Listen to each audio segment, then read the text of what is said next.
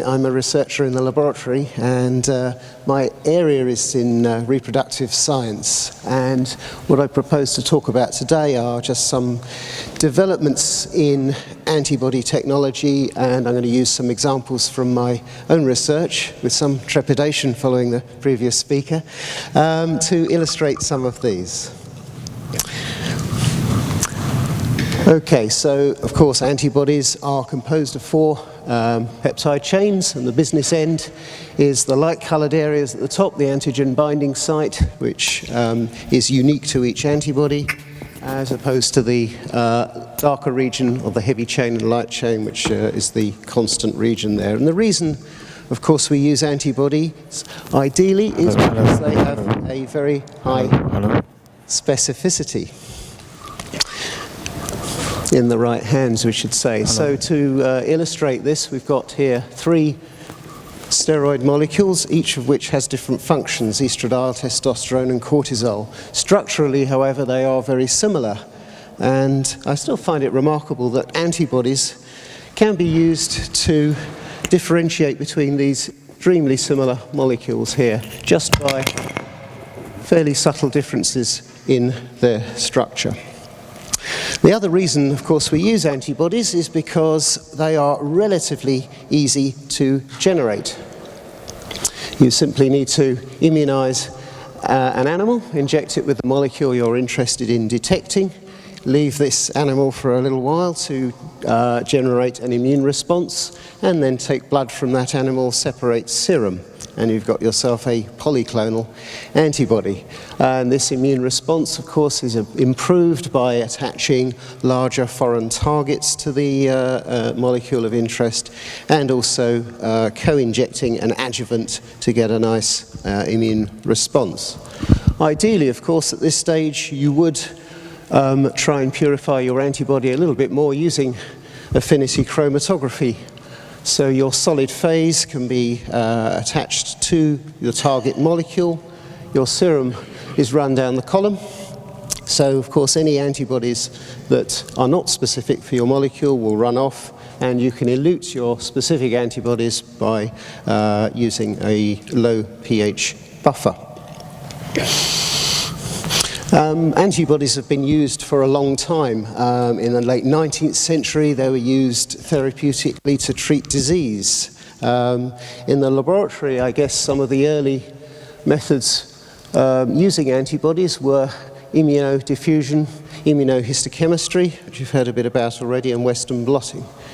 So immunodiffusion, I guess, is probably one of the earlier techniques, where you add an antibody or antigen to wells set within agar.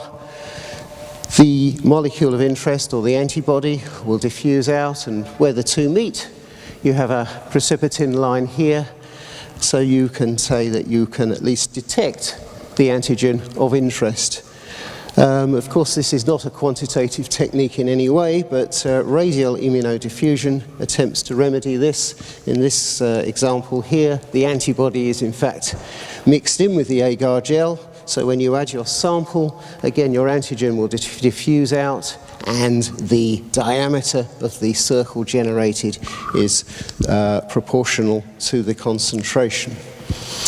But I think the technique that's more widely used, of course, is immunohistochemistry.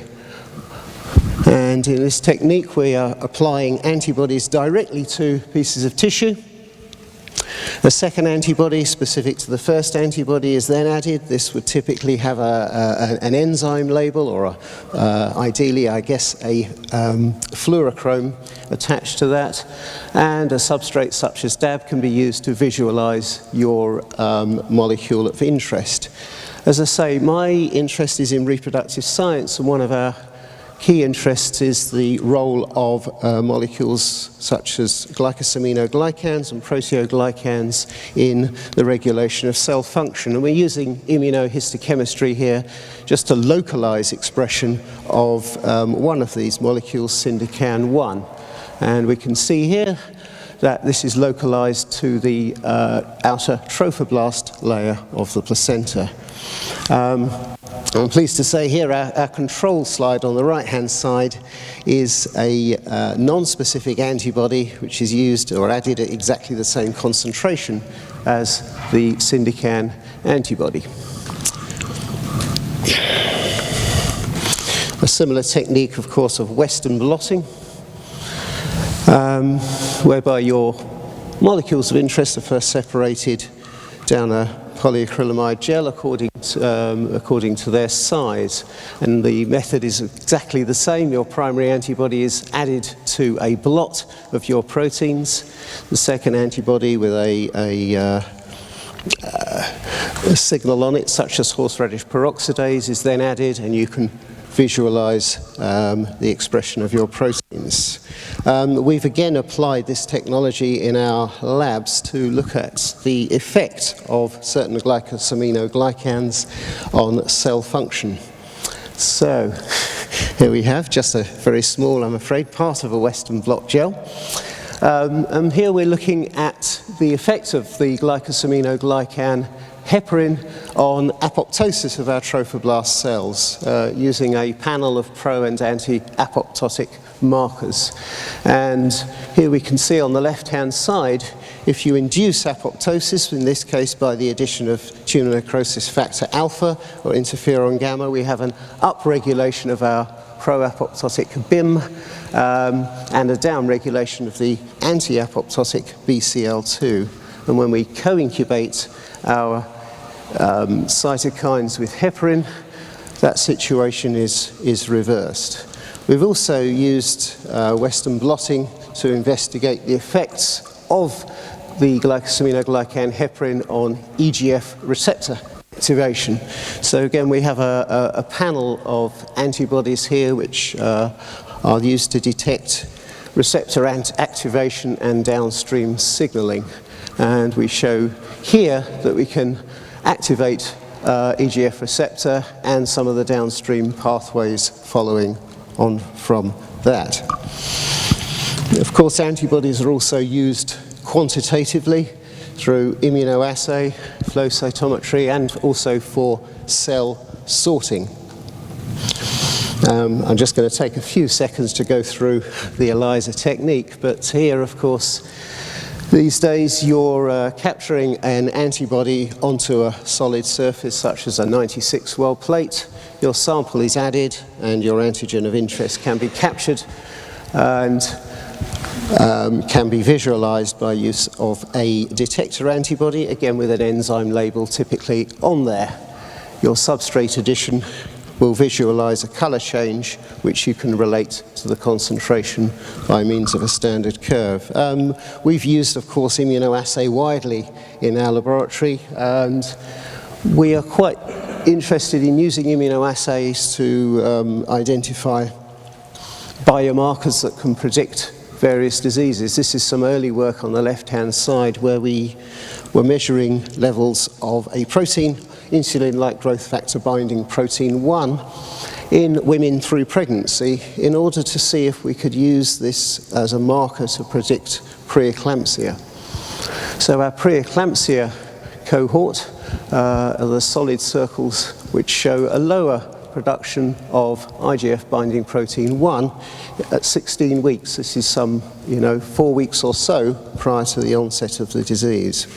So we're quite pleased with that. More recently, we've been looking at proteoglycans to see if they also show any change according to the onset of preeclampsia. And you can probably hopefully see over on the far right-hand side, we have lower expression of our Syndican-1 protein in preeclampsia compared to normal pregnancy. In the area of cell sorting, of course, antibodies are very, very useful indeed. This example here is how flow cytometry may be used to look at cellular differentiation and to separate out indeed different cell types. So here we've got a mixed population of cells. We can add a combination of antibodies, in this case to the surface marker CD14 and CD80. Allow some time for those antibodies to bind. Each of those antibodies has a fluorochrome on there which allows detection by light emitted from those. And we can use flow cytometry to look at the amount of light emitted from each of these cells and to divide them into, of course, CD14, CD18 positive and negative cell types. In our lab, using similar technology, we are isolating specific cell types. So here we're using the MAX system, where our antibody is actually attached to a magnetic bead. This is added to a mixed population of cells, and of course the antibody will only bind to a certain subtype of cells, which we can separate by putting the whole cell mixture past a powerful magnet. When the magnet is removed, the cells which bind the antibody can be washed out. And using this method, we are able in our laboratory to enrich our villus trophoblast population from normal placental cells. In this particular case, we're using negative immunoselection using the HLA class 1, 2, 3 antibody. And hopefully we can see that we can confirm that we have enriched that population, at least in terms of markers of villus trophoblasts, which should be cytokeratin 7 positive and vimentin negative. And of course, we've heard earlier there are a number of pitfalls with these techniques, and Dr. Rim very nicely illustrated the effect of time on antibody-antigen binding. Of course, the amount of antibody that you use as well is critical here. Of course, the more antibody you add, the more specific binding you are likely to see to your antigen of interest, but I think probably with just about any antibody, if you add enough of it, it's going to bind to your specific targets there. And the key, as was mentioned earlier, is to choose a concentration of antibody that gives you the biggest difference between your specific and your non-specific binding, regardless of which technology you are using. There have been a number of refinements, of course. The production of monoclonal antibodies has helped, I believe, to some extent with the specificity of antibodies. Rapid immunoassay technology has also helped, particularly in the diagnostic area. Monoclonal antibodies, of course, will only bind to a single region of a target molecule. This means that, of course, polyclonal antibodies are much more tolerant to changes in protein structure, such as dimerization or protein post-translational modifications, such as phosphorylation or glycosylation. Monoclonal antibodies, however, are infinitely renewable. In terms of the speed of immunoassays, that's been greatly improved by automated techniques that allow rapid non-equilibrium reactions. So we no longer have to wait for the equilibrium to be reached between the antibody and antigen binding. So we can now get results on blood samples very, very rapidly indeed. I'm just going to finish now with some information on some new techniques and new technologies that we are currently pursuing in our laboratory, assay chips and the coupling of antibodies to mass spectrometry analysis. The assay chips that we are using at the moment is the nanodot array. And using this technique, we can attach antibodies or antigens to membranes which can be inserted into 96-well plates. We can currently get about 25 different antigens or antibodies spotted onto these membranes in each plate. This 5x5 array allows us to measure 10 different analytes in duplicate in a single well. And the example we have here, we're using this technology to look at autoantibody expression for patients with SLE. So our serum is added to the well of the plate. The autoantibodies will bind to the array of molecules that are spotted onto the underside there, and we can use a labeled second antibody to reveal the extent of expression here using chemiluminescence. And this is a sort of fairly typical result we might see. So the central region of our array in each case has a combination of positive and negative controls. So each of the central region will have 2 dots, hopefully for the positive control, and nothing in the negative. Elsewhere we have, for example, protein lower rows, single-stranded DNA, double-stranded DNA, etc. And this is, we feel, quite a useful economic platform to measure multiple analytes simultaneously. The last few slides I'm going to show you is how we are coupling antibody binding for use in mass spectrometry, and basically this comes down to using antibodies for immunoprecipitation. So our sample is mixed with an antibody that is coupled to a solid phase bead, typically agarose. Hopefully, if the antibody is specific, it will bind only to the molecule of interest, which can then be run down an STS polyacrylamide gel.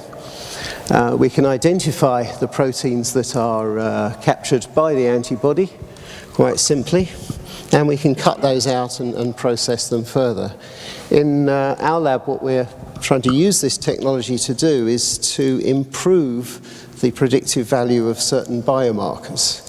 So rather than just measuring levels of a protein, we're trying to identify whether different isoforms of that protein may be better at predicting various diseases. So in this case, we're using it to identify different glycosylated isoforms of proteins. So our specific band can be cut out. It undergoes a tryptic digest. There's further purification using zip tips, which can isolate, in this case, hydrophilic peptides or hydrophobic peptides, and this is then run on a moldy glycan sequencing technology. So matrix-assisted laser desorption ionization is used here. So a sample is mixed with a matrix, a laser is fired at this, which will vaporize and ionize all of the proteins that are present. These then are passed down a flight tube, and we can use a negative ion mode to obtain a glycan sequence for our peptide. And we're hopefully going to use this technology to see if we can, as I say, improve the predictive value of biomarkers. So in summary, antibody technology has been used for quite a long time, and new technologies are continually being developed, and antibodies technology seems to persist as these new technologies evolve, and we continue to incorporate these antibody specificity and ease of use. And as I say, in our lab we're using antibodies quite a lot to identify novel biomarkers, understand the action of specific molecules, in order really to try and identify novel treatments. Thank you very much.